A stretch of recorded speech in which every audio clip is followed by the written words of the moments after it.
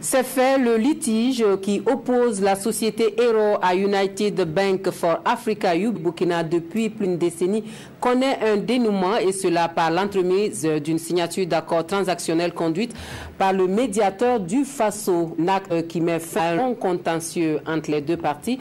Rien n'a filtré des protocoles d'accord, mais des protagonistes se veulent rassurants quant à la continuité de leur partenariat. Reportage Idrissa Warga, Zoubaviel David Dabiri.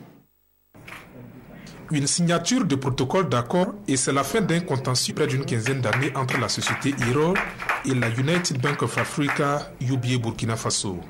Ce protocole d'accord transactionnel permet à Thomas Genzaré, gérant de la société Ero, d'entrer en possession de ses droits après moult péripéties. Ça fait bientôt 14 ans que nous traînons effectivement un temps, et qu'aujourd'hui, j'ai donc du médiateur du Faso. Nous sommes arrivés à un accord qui met définitivement donc à ce litige contentieux. Nous avons hérité d'un passif qu'il fallait mieux comprendre, mieux cerner avant de pouvoir prendre une décision. Et donc c'est ce qui justifiait qu'on défendait bien sûr sa position.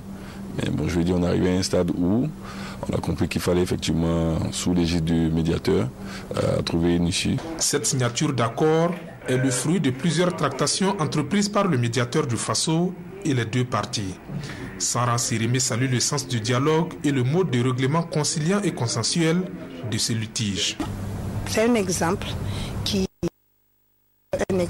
implémenté au Burkina Faso afin d'amenuiser au maximum tous les dysfonctionnements et toutes les frustrations que nous pouvons connaître. Ce contentieux judiciaire existe depuis l'ère de la Banque internationale du Burkina, détenant à l'époque des capitaux publics avant sa reprise par le groupe UBA. Tout serait parti d'une injonction de paiement qui aurait causé des préjudices au sieur Bagamzari. Le dernier demandera plus tard rétribution de ses droits. Ce dénouement devrait rassurer la clientèle de la banque qui a frôlé la fermeture dans cette affaire.